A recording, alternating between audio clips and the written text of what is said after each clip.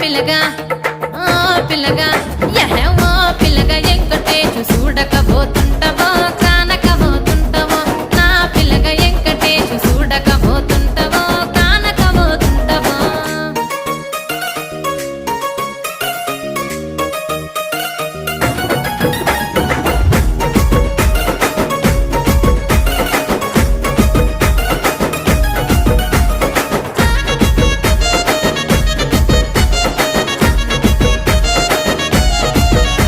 ఓయ్ కండ్లకు కాటు కవెడితే కన్యాకుమారి